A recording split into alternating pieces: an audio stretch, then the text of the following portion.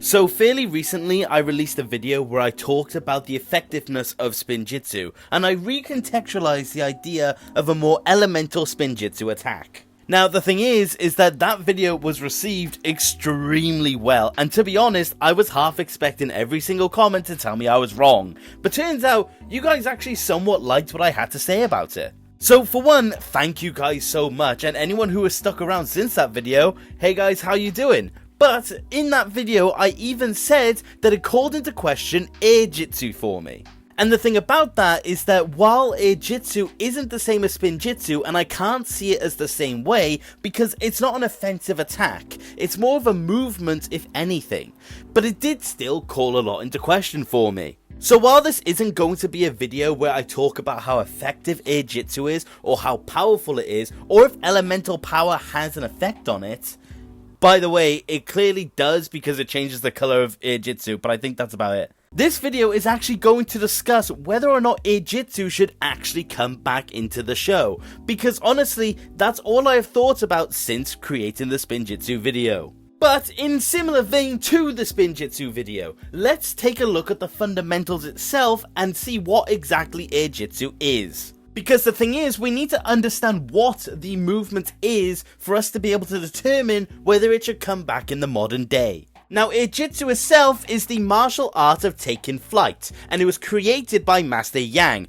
and he was very much inspired by Spinjitzu, but instead of the vortex remaining on the ground, it was to go into the air. It taps into one's energies to create said vortex, and if you believe Way of the Departed, it does tap into a dark Edo magic at the same time. Once the vortex is created, it does allow the user to fly for a brief period of time, but nothing too long. Or it allows you to hover in place for a bit longer, but it comes down to whether you want to use it one way or the other. And I would say the other main difference from Spinjitzu as well is that Airjitzu seems to be more commonly used, as all of Yang's students were able to learn Airjitzu, whereas Spinjitzu seems a little more restricted on who can use it. That is mostly it when it comes to Airjitzu. It doesn't have a whole repertoire of weird and unique abilities that may have been used in a single episode of the show. The only one I can really think of is the episode in Hands of Time where Zane temporarily stops spinning to use his ice powers. But that's the only thing I can call on. So it doesn't really have much in the way of other abilities that we see in one-off situations. But like I said, that is about it in terms of the ability set of Airjitzu, because they don't exactly use it for too long in comparison to Spinjitzu, so it hasn't had a lot of time to show off these weird one-off abilities, so there could be more, but we aren't aware of it as far as we can tell. But let's see how it was used in its temporary stint. We see it in Season 5, 6, Day of the Departed, Season 7, and very temporarily in Prime Empire. Now in Season 5, it is fairly cut and dry.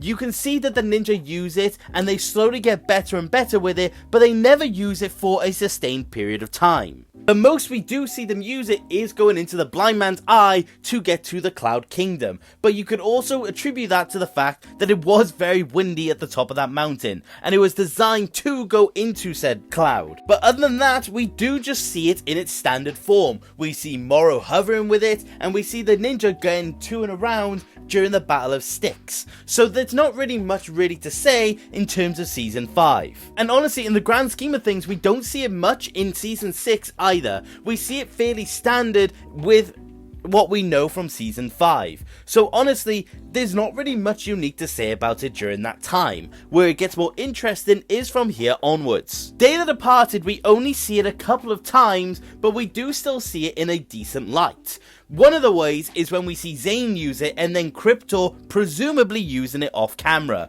which is interesting because it does add to the idea that Airjitzu is able to be done by basically anyone, because Cryptor can't do Spinjitzu, but he was very easy to do Airjitzu. But the main way we see it during the special is with Cole and Yang, and we can see Cole using it at the end of the special and struggling to use it, may I add, whereas Yang is able to use it with absolutely no ease whatsoever, and clearly for more time than anyone we've seen it. Yang very easily sustains his own technique during this special, so there is an implication of the more you're aware of it, the longer you're able to use it, because Yang by far is the person who uses it for the longest period of time. I also do have a passing theory that it does take a bit more energy to use than Spinjitzu, because Cole uses Spinjitzu during the end of the special, and he seems to be able to do it relatively easily, but he still has a bit of a struggle to do it. However, Airjitzu, it takes him multiple times to actually get it going. So there is the implication that it requires a bit more strength. But honestly, it makes sense considering that they're flying. But where it gets a bit more fascinating is Season 7, because the main person who I'm going to use as the example here is Zane. As far as I can tell, Zane uses it the most during this season, and he also uses it the most sparingly, because Zane was, like I said, was able to use his ice ability during Airjitzu. He was just flying around everywhere. He was using it with a lot of ease. So I do think they loosened the rules of Airjitzu during this time. And I do think the Season 7 use of it is definitely what caused them to reconsider having Airjitzu in the show, because Zane is not the only person who uses it relatively easily. The ninja just flying around everywhere with absolutely no issue whatsoever during this season. So I definitely think this was the catalyst. But then it's just gone.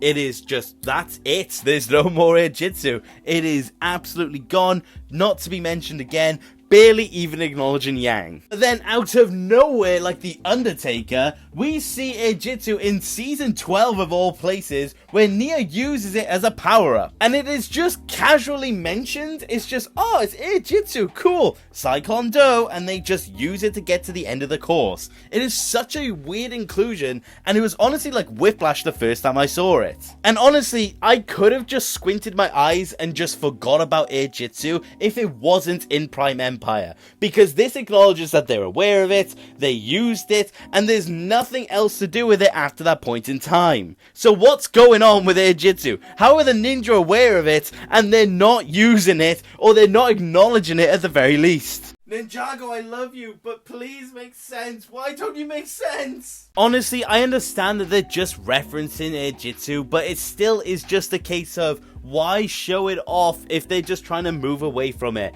It causes so many problems that now we just have left unanswered. So what does it go from here? But honestly, just to avoid having to do the rant, all feelings aside, they clearly realized the more they had Airjitzu, the more it was just getting the ninja out of any sort of bad situation. Because Season 7, so much was answered just by using Airjitzu. And you can tell that Airjitzu was very much loosened up in Season 7 because they use it so frequently. So it makes sense, honestly, why they got rid of it, and it was honestly a good time to get rid of it, because that leads us to the idea on how it would have affected future seasons. So let's just go as a quick fire round, and this is, by the way, completely off the top of my head. I did not intend on scripting this part, but Season 8, just a lot of the ninja's activities would have been a lot simpler, to put it simply. I mean, Lloyd wouldn't have got lost in the jungle with Harumi, he would have just flown back up to the bounty. Season 9, the ninja wouldn't have been stopped to try and catch up with Wu, so he wouldn't have had the great scene where he comes out on Firstborn, so that would have been spoiled a little bit, but I can't really think of how else Season 9 would have been affected. I don't think it would have helped at all with Lloyd. Maybe when he was trying to do the broadcast it would have been easier, but I don't really know how else it would have affected that. Season 10, the whole Cole death arc would have been completely gone. Cole would have just flown back up. It wouldn't have been an issue whatsoever. Other than that, again, I can't really think of any instances where it would have been a problem. Maybe with Lloyd going into the darkness, but again, it really doesn't affect it in any way. The fire chapter as well, and the ice chapter, there's very little instances I can think of where Airjitzu would have just gotten them out of the situation. Maybe getting out of the pyramid, but they would have had an unconscious Kai to deal with at that point. And the ice chapter, maybe Lloyd's journey to the ice temple would have been easier, but again, we're really clutching at straws here. Season 12, I don't think would have been affected. Nia probably still would have used Airjitzu in the game, but they wouldn't have had it in the game, if you get what I mean. Because they couldn't use Spinjitzu either, so they wouldn't have had Airjitzu. But again, I can't think of how it would help Zane either, so again, Season 12 was fine. Cole just wouldn't have had the Upley arc in Season 13. The whole being stuck in the mountain wouldn't have been a factor, because he could have just flown back up. So Season 13 is probably the other biggest one that it was affected by. But again, I just can't think of any other instances. This is very much just a quick fire round of just one-off instances where it would have been affected, because I can't go over every single episode.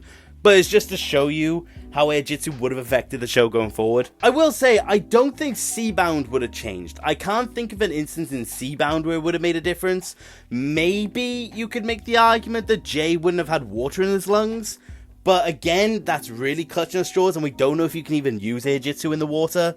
So again, not really affecting that one in the grand scheme of things. Crystallize as well probably would have been fine. I can't think of any instances in particular where Airjitzu would have made a difference. Honestly, any examples, put them in the comments, because I am really just thinking off the top of my head here. I think I've got a decent knowledge when it comes to Ninjago, but again, I just can't think of anything that really would have affected it. So yeah, I can't think of anything in particular for Crystallized. And Dragon's Rising, I could make the argument that certain parts of the merge would have been easier for the ninja, because the ninja were relying on elemental power for these seasons.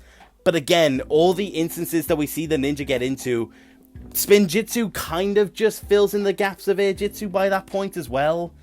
So yeah, I don't know. I don't think Dragon's Rising would have played out any differently. You honestly can kind of see as time goes on, Spinjitzu takes up the majority of what Airjitzu could have done. So I just think the further along we got, the less it could really do. But there's still good instances of it nonetheless. But the point is, regardless, that Airjitzu definitely would have affected all the seasons going forward. And there are a lot of aspects of the show that would have changed because of it. And there's ones I'm just simply forgetting, I can almost guarantee. So, honestly, to answer the question, should Airjitzu return? And my answer is going to be no. I really do hope that Airjitzu remains out of the show. And I'm going to be honest, it's been long enough to where I don't even think they consider bringing it back. I just think in the grand scheme of things, Airjitzu kind of just is obsolete now. Because like I said, Spinjitzu is kind of just filling in the gaps of Airjitzu nowadays. So I think they're just going to stick to what they're good with. And like I said, Airjitzu does open up a lot of holes of, oh, well, there's here this specific instance where the ninja could have used Airjitzu with this, but they didn't, and now they're just using it. It completely eliminates the idea of height, it eliminates the idea of being stuck, all these different little aspects. So honestly, it's kind of good to be gone. But yeah, I do now think in the grand scheme of things, Airjitzu should just not return. And that was kind of what this video sets out to do. Even though this video has just become what was Airjitzu, it's basically Airjitzu explained. But it does answer the question of should it return. And like I said, it just shouldn't. But let me know what you guys think. Would you guys like to see Airjitzu make its return to the show? Because considering that there is rumor of Moro returning in Dragon's Rising, there is an idea that maybe Airjitzu could come back with him. But honestly, I don't think it will. But yeah, like I said, thank you guys for watching and let me know what you guys think. But that's about it. Take care. Okay,